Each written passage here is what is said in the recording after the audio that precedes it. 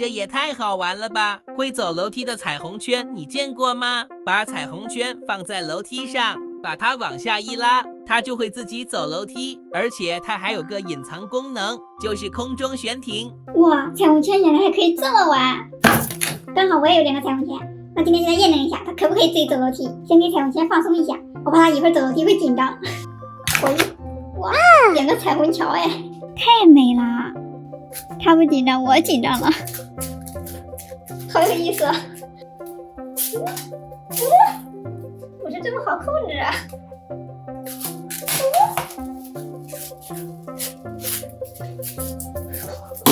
一拉长就不行，2个一起试一下啊！这完全不行啊！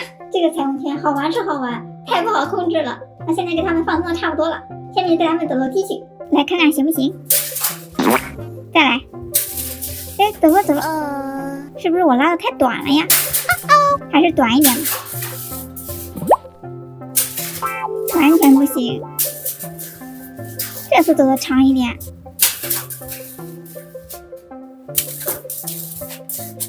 非要人陪着他。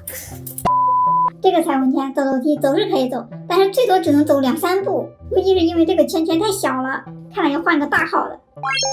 大号彩虹圈买回来了。哇，这个比我想象中的大好多呀，比我的头都大，和这个小的对比一下，这个显得好迷你。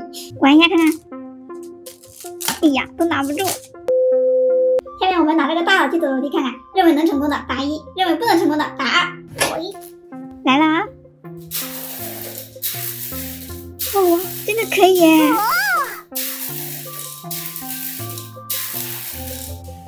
好顺畅，走偏了也没事，太厉害了！一次就成功了，轻轻的一丢就行。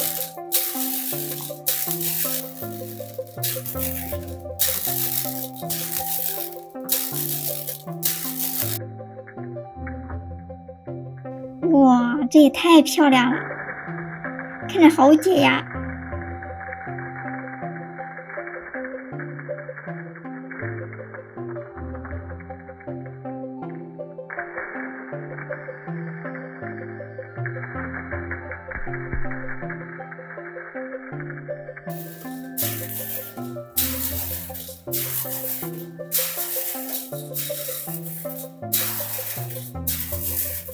感觉这个彩虹圈可以玩一整天哎！